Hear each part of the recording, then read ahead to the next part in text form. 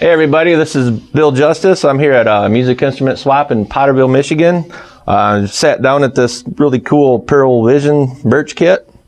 It's gorgeous. I was kind of drawn to it when I walked in, but yeah, it's a 14-inch snare, 10-inch tom-tom, 12-inch tom, 16-inch floor tom, 22-inch kick. And it's beautiful, and it sounds great too. Yeah, you can tune it the way you want to tune it, but it sounds like $1 million the way it is. I'd definitely hit it.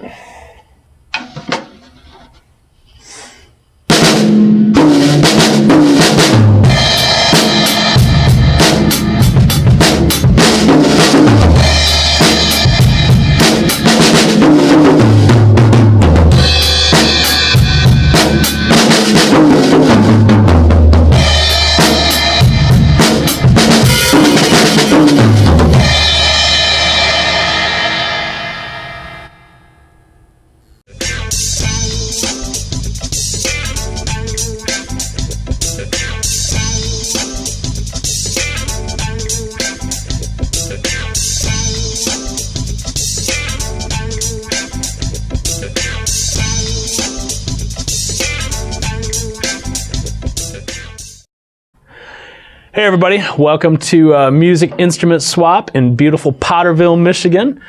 Today, we've got our good friend Billy Justice from the west side of the state. Billy, how you doing today? I'm doing great. Rock and roll. So for those of you who don't know, this is a Sunday morning and it's super early. It is. And Billy said, hey, if you want to do this, let's get up early on a Sunday morning. I was like, absolutely. Us two drummers, we love getting up early on a Sunday morning. Yeah, so enjoy the day.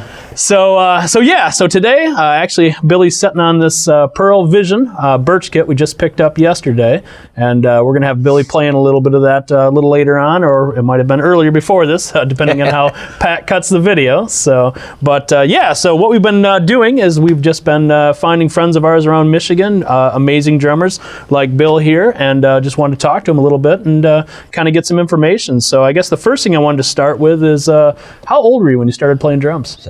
7 years old. 7 years old. Okay. And what? A long time ago. No, we're not going to tell them that. Yeah. We're in our 20s. This is awesome. Yep. What got you started playing drums? My brother, he's 7 years older, and we got a bigger house, and all of a sudden his band started having practice at my house, and like, what are those things? Those are awesome. And he would leave for school about an hour before me, so I'd scurry off into the back room there, and I would play till I had to go to school every morning. And it was till I was probably in my 20s that he told me that he could hear me down the road. Oh, really? You know, he didn't try to discourage me or anything like that. And that's awesome. yeah. And now, were they his drums or were they somebody else's drums? Or? they were his drummer's drums. They were his drummer's drums. We had the big band room, so he. Do you remember what kind of drums they were? Yes, they were Pearl Exports. Nice. Yes. Very cool. They were they were, what'd they call it? Gunmetal gray. Oh yeah, that's awesome. Loved them. You know, it's funny. I've got the same kind of story. My older brother was 4 years older than me, and he was in band in school, and so he had this just a horrible drum kit, and it was so funny because he as he got older and he found girls to be more interesting than drums, he took off, and Sean was like, hey, well maybe I'm gonna play these, and yeah, absolutely, man. So how about your parents? Were your parents musicians at all? No. My grandpa played the violin, but I never heard him play. My brother played guitar, and that's the only thing that really got me interested. I started playing drums before I even noticed music. Okay. I just really liked the way they sounded, All right. Did you play in like band in high school and stuff like that? No, I was. By then, I thought I was too cool, because I was already an established drummer. So yeah, a big regret of mine. you know, because I could have learned a lot. I know. I did a band in high school, and I even went to Ferris State. But I really wish I would have actually studied on drum set. I never studied on drum set, and it's one of those regrets. But we're not done yet. So again, we can always go out there and find some amazing drum teachers out there. You know. So and I'm hoping maybe you start giving lessons pretty soon. We'll see what happens. Once I learn how to play, I'll do that. So tell me. So what was your first drum kit you actually had that was yours? What was your first drum kit? Well, my brother came home one day with an old Slingerland. It was a chrome snare, black tom, red floor tom, bass drum that was natural wood color, just like somebody peeled the wrap off and just painted them. But it was a piece. But you know, he would have band practice upstairs, and I'd be down, you know, playing right along with him. I had one cymbal on a hi-hat stand, and that was what I got started on. I got my first kit when I was 12, real kit. Okay. Conned my mom into buying me a black Ludwig rocker. Oh, nice. Yeah, very cool, man. Very cool. With Sabian B8 cymbals. All right, so let's talk about when you were younger. What kind of music were you listening to when you were practicing when you were younger? I honestly never played the music. Okay. I just fiddled around and did, you know, fills and stuff. But once I started listening, Metallica, the Black Album was my first, you know, cassette tape. Okay. And then I, you know, got turned on to Primus and stuff like that. Just tried to copy what those guys did. Okay. It was. So what was the first band? What was the first band that you actually went out and played shows with? I mean, your first, band. Whether you actually got paid or not, but do you remember the first bands that you went out and played with? My first band that I left the house and played with was back then it was Heading South, but now it's the Bronx Brothers. Oh, really? Yeah. That was the first band you actually played with? Yeah. Oh, man. Yeah. I dabbled, you know, with metal bands and stuff that never left the basement. Okay. But, them guys, my buddy Joe played drums for him, and he's like, I want to give it up, but I don't want to give it to anybody but you know, because I trust you with the job. And I played with them for 6 or 7 years. I had no idea. Yeah. It's so funny because, I mean, I played in so many horrible bands, you know, over the years. And I mean, in your first gig, you're playing with the Bronx Brothers. That's pretty cool, man. Yeah. So, yeah, good for you. It was a lot of fun. Yeah. And, you know, for me, what I really enjoyed as I kind of played with different bands, and the thing that I kind of now wish is I would have been open to more styles. You know, when I was younger, much like you, I mean, I was into Metallica and things like that, and that's all I wanted to play. And as I got older, you know, I realized, I'm like, man, there's so many great styles out there. And the other thing is great musicians. For me, I mean, I loved playing with musicians way better than myself, because it just made me want to go home and be like, man, I have got to get, you know, to these guys' level. Yes, and sir. And so for you, I mean, playing with the Bronx Brothers and doing that stuff, I mean, that's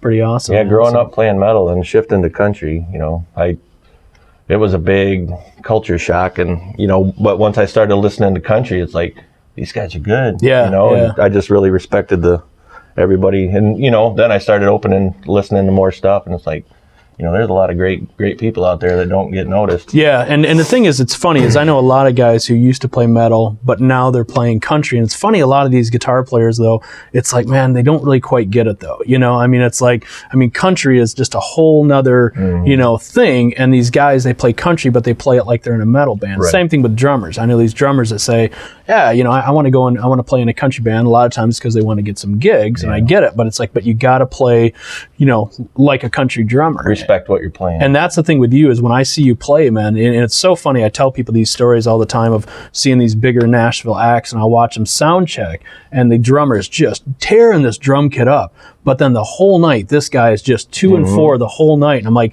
that's it. Just a solid, you know, backing for that band. And every time I've seen you play, it's just one of those deals where it's like, man, you know, I mean, just, and people say it too. They're like, I don't know if he ever makes mistakes, you know? And I'm like, no, he's just extremely solid, you know? And so that just speaks volumes of that's my you, biggest man. thing. Play for the song. You Yeah. know? You don't have to show off every fill, you know, and every song, you know, just, you know, be that heartbeat for the band. And, you know, it's a cool thing, because, you know, I do get bored playing the same stuff night after night, but, you know, I do a lot of little things to keep myself entertained, but also, I'll pick up what the bass player does, and I'll try to get them to notice what I'm doing. Yeah. Most people out there won't know what's going on, but you get that look from your bass player, like, but yeah, it's just, I try to be solid and play be respectful to the drummer I'm trying to copy, Yeah. No, I've always felt like, again, I mean, that guy out there singing, that's, what our job is to, is to back that person up. And for years, I always felt like, again, like, let's do a double bass thing and let's, just crash the crap out of everything. And as I got older, I realized, I'm like, man, he's the guy out there, or she's the girl out there. That's actually what we're backing up, so. So let's ask a couple other questions here for you. Let me ask with you, what is your favorite piece of, well, actually, what are you playing on right now? What drum set are you playing on right now? I have a Medicine Man custom kit that I had made probably 10 years ago. Okay. I had them made the sizes I wanted and the hardware I wanted. And, they're 6-ply maple, 12 by 12 tom, 16 by 16 floor tom, 22 by 18 kick drum, and I had a snare made, but I never liked it, so I chucked it. But I got a Gretsch black chrome snare that I just adore. Awesome. I bought for a backup. It's my favorite. Yeah. What cymbals are you playing right now? Saluda. Okay. Totally custom made, South Carolina, and they're phenomenal. If I don't like something they send me, I send it back and they make me a new one. Yeah. You've been both those guys for quite some time, haven't you? Yeah, about probably 10 years. Really? Both of them. Nice. Very cool. Very cool. Let me ask you this. Is there a piece of gear you've sold that you wish you had back? Is there something you regret selling? Yeah, I had a acrylite, Ludwig acrylite. I had powder coated black. Oh, did you really? Yeah. Nice. I mean, I've had every snare you can think of, but you play a certain place and it won't work. Okay. Pull out that acrylite, boom. It's the go-to.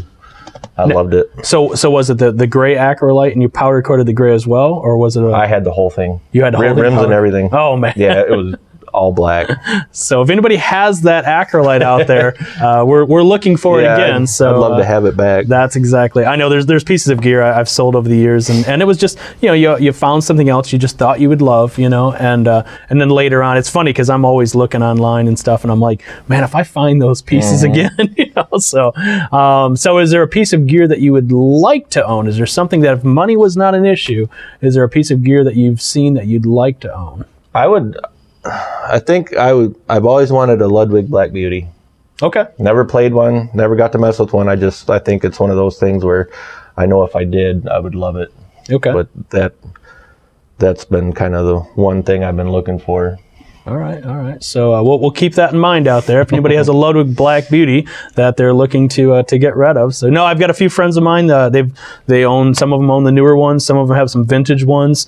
We'll definitely have to get you guys together and you can I'd check love to those try things one. out. Yeah, and the Black Beauty is one of those ones I've always wanted as well. It's just, the hard thing for me is I like gear that I can take out and not worry tremendously about, and that would be a piece I think if I bought it, I would, just as bad as my cymbal bag. I'm always paranoid about where my cymbal bag is, just because I have so much money in that bag. So yeah, there's a lot of money thrown around in the trailers of bands, but just my thing is I buy it to use, and if it gets messed up, oh well, it's just like a truck, scratches their character. That's it. So do you give lessons at all? Have you ever gave lessons? No. Okay. Never have. I've never taken lessons, so I really don't know how to give them. Got it. I can show somebody how to play, but what I'm doing, I can't tell you what I'm doing. Okay. Well, my last question for you here is, how about some advice? Young drummers coming up, any advice you'd give them? Kind of like what we talked about before. If you're going to play in a band, stick with the basics. Be solid. You don't have to be fancy. Be on time. Make sure your equipment's up to par. You don't want stuff falling apart. But yeah, big thing is just be solid and, let the band members do what they do without having to worry about you going off onto, mountains or whatever, just showing off everything you can do. But yeah, it's just a big thing. Be on time, have good stuff, and be solid. Awesome. Very cool. Well, everybody, this is Sean, Music Instrument Swap down in Potterville. You can check us out on musicinstrumentswap.com. We're on Facebook as well. Make sure you go and check out Billy Justice this summer, and actually even spring. You can check him out on the road. He's all over West Michigan. And so again, Billy, thank you so much for coming down. I want to make sure we give you your payment. Billy said, hey, look, I will only do this if I get some payment. So Billy, once again, thanks for coming down, and thanks a lot, everybody.